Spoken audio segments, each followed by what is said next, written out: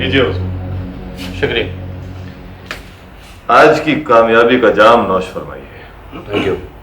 अब आपको हमारी इन वकील की काबिलियत का पूरा अंदाजा हुआ होगा। आप खामखा परेशान हो रहे थे। आपका ये वकील कोई काम कच्चा नहीं करता के साहब। देखा नहीं आपने कैसे पूरी तैयारी के साथ गया था। अब आप देखते जाइए कैसे उन्हें उन्हीं के बिछाए हुए जाल में मैं फंसा देता हूं। दुश्मन को अपने से ज्यादा होशियार और चालाक मानना चाहिए वकील साहब। नाना बिल्कुल सही कहते हैं। नील भाटिया कोई मामूली वकील नहीं है। मैं उसकी काबिलियत से अच्छी तरह से वाकिफ हूं और अभी तो उसने जरे ही शुरू नहीं किए। नील भाटिया जैसे बहुत से वकील देखे हैं राजा साहब। वकील साहब, मैं आपकी काबिलियत पे शक नहीं कर रहा हूं। मैं तो आपको नील भाटिया के बारे में जानकारी देने की कोशिश कर रहा हूं। और वैसे ये बात सच है कि मनमोहन धनराज का बयान बिल्कुल सही है। उसका बयान अगर सही है तो आप ये मुकदमा क्यों लड़ रहे हैं? अदालत जाकर कटहरे में आप जज से ये क्यों नहीं कहते हैं कि जज साहब उसका बयान सही है, हम गुनहगार हैं, हमें आप सूली पर लटका दीजिए। केशव राजा साहब दरअसल अभी भी घबरा रहे हैं। इसमें इनका कोई कसूर नहीं है। बेचारों ने पहली बार अदालत का मुंह देखा है। केशव कलसी साहब, मेरे कहने का मतलब यह है कि उनके वकील नील भाटिया ने उस मनमोहन धनराज के बयान को सही साबित करने के लिए भगवान जाने क्या क्या सबूत जुटा रखे होंगे। जरूर रखे होंगे, लेकिन उससे क्या फर्क पड़ता है? तो क्या उसकी जिरह सुनकर हम हथियार डाल दें? राजा साहब, जिरह से जिरह होने पर ही मुकदमे का फैसला होता है। आप इत्मीनान रखिए। देखिए, इस केस से हमें निपटने दीजिए।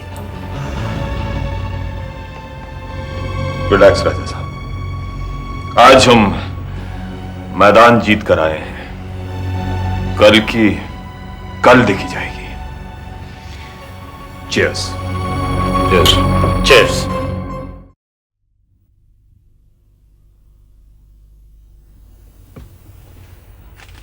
ये क्या है? क्या? अखबार के पहले पेज पर खबर।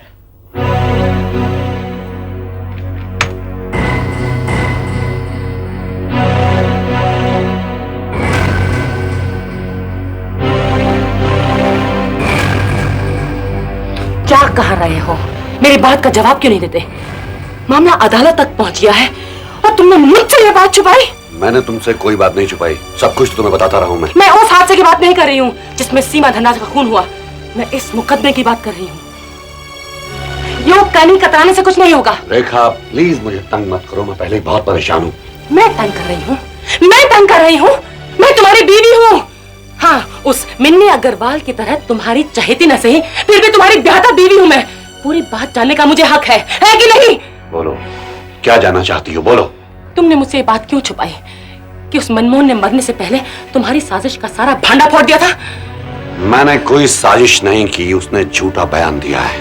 किसी के गोदाम में आग लगवाने के लिए किसी गुंडे के आदमी को खरीदना साजिश नहीं तो और क्या है? उस मनमोहन को अगर तुमने रुपए देकर होटल नहीं भेजा होता तो सीमा धनराज का खून नहीं हुआ होता। जब दो बड़े बिजनेसमैन आपस में भिड़ जाएं, तो ऐसा ही होता है। क्या उसने मेरे गोदामों पर छापा नहीं डलवाया था? मुझे जेल भिजवाने की साजिश नहीं की थी? और इस टकराव में किसी बेगुनाह की जान भी चली जाए तो तुम क्या समझते हो वो सही है? ओह गॉड, ये औरत तो मेरी ही दुश्मन हो गई है।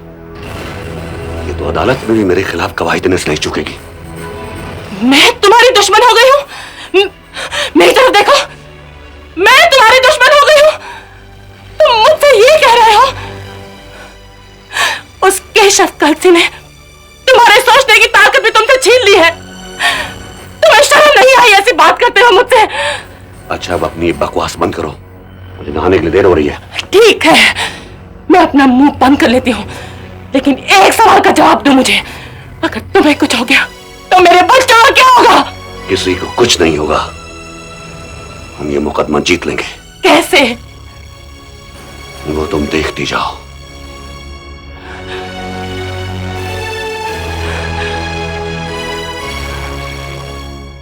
Please proceed. मनमोहन धनराज ने अपने बयान में कहा है कि मसीता आपका आदमी था। Objection milord. यस। जिनाबे वाला, हम तो मनमोहन धनराज के इस बयान को सिरे से ही झूठा और मन घड़त साबित कर चुके हैं। उसके बयान के बारे में अदालत ने अभी कोई फैसला नहीं किया है, इसलिए आपका एतराज अदालत को मंजूर नहीं है। You may proceed. मैं आपसे फिर पूछता हूं, क्या मसीता आपका आदमी था? नहीं। वैसे आपका आदमी से आपका क्या मतलब है? मतलब यह कि वो आपके गैंग का आदमी था, वो आपके किसी जोन, किसी इलाके में काम करता था। Objection milord. यस। जिनाबे वाला, मेरे फाजिल दोस्त इनडायरेक्टली मेरे मुवक्किल पर, जो कि एक बाइज्जत और जिम्मेदार शहरी है, ये इल्जाम लगाने की कोशिश कर रहे हैं कि वो भगवान न करे कोई गैंगस्टर है। इन्हें मेरे मुवक्किल की इस तरह से तौहीन करने का कोई हक नहीं है।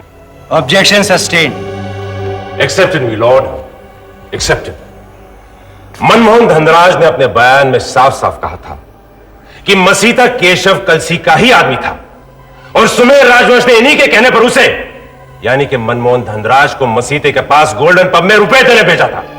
मैं ना ही किसी मसीते को जानता था और ना ही मैंने उस मसीते को किसी के पैसे किसी को देने के लिए कहीं भेजा था। अब अगर वकील साहब के कहने के मुताबिक मुझे सुमेर राजवंश की तरफ से किसी को रकम देने की जरूरत थी, तो मैं खुद मसीते को क्यों नहीं देता? क्योंकि इनके कहने के मुताबिक मसीता मेरा ही अपना आदमी था। मैं मनमोहन धनराज को क्यों भेजता? क्योंकि आप अपने आप को इस साजिश में बैकग्राउंड में रखना चाहते हैं, पर्दे के पीछे रहना चाहते हैं। जज साहब, ये किसी सबूत के बगैर मेरे ऊपर इल्जाम लगाए जा रहे हैं, जो बिल्कुल बेबुनियाद हैं, जो सिर्फ इनके दिमाग की अपनी पैदावार है। क्या इन्हें कोई ऐसा करने से रोक नहीं सकता? Order, order. देखिए, वकील साहब आपसे सीधा सवाल पूछ रहे हैं। ये मसीता आपका आदमी, आपका वाकिफ या आपका मुलाजिम था या नहीं? जवाब सिर्फ हाँ या ना में दीजिए। नहीं, वो अगर मेरा आदमी होता तो उस कातिल को पकड़वाने में मैं पुलिस की मदद क्यों करता? एसीपी वजाद अली साहब यहां बैठे हैं, आप इनसे पूछिए कि कितनी मुश्किल से और कितने महीनों की तलाश के बाद मैंने इन्हें मसीते की ठिकाने का पता दरियाफ्त करवा कर दे दिया। आप पूछिए इनसे। आप 2 मिनट बैठिए। एसीपी बजाद अली साहब, आप विटनेस बॉक्स में आ सकते हैं।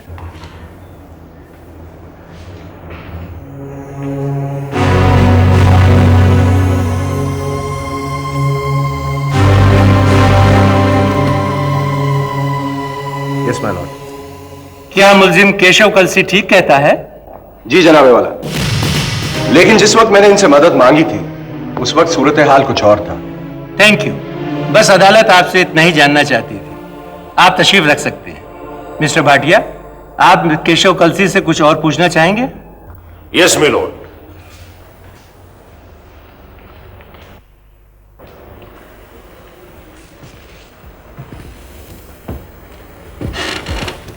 मिस्टर केशव कलसी, जब आप मसीते को जानते ही नहीं तो आपने उसे ढूंढ कैसे निकाला? मैंने ये कब कहा कि मसीते को मैंने ढूंढ निकाला? मैंने तो उसकी सूरत तक नहीं देखी है।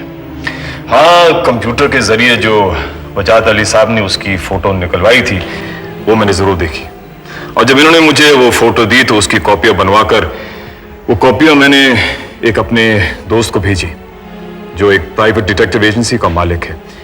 उसी ने तलाश करके मुझे मसीते के ठिकाने का पता लाकर दिया, जो मैंने पुलिस को दिया। आप पहले भी पुलिस की मदद कर चुके होंगे। पुलिस की मदद करना एक जिम्मेदार शहरी के नाते मैं अपना सबसे बड़ा फर्ज समझता हूं।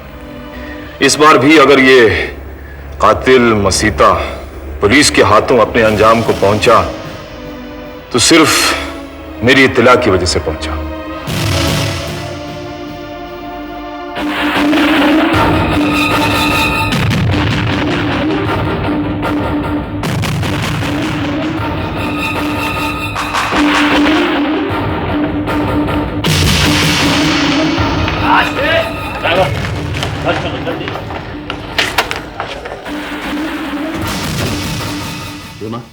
यहाँ से न्यू बॉम्बे तक कार में कितना वक्त लगता है? कोई 1 घंटा लगेगा। खैरियत तो है ना? खैरियत होती तो अदालत की कार्रवाई आधी छोड़कर यूं क्यों चला आता? तुम्हारे साहब ने आज जिंदगी में एक जबरदस्त भूल की है। अदालत में बयान देते वक्त एक ऐसी भूल की है कि अगर फौरन कार्रवाई न करे तो तबाही मच जाएगी। अगले एपिसोड तक कहानी को जहन में जिंदा रखिए। जुनून